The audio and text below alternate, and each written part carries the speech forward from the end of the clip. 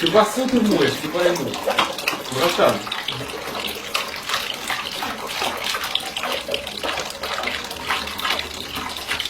Он, наверное, смотрел, как мы моем посуду, да?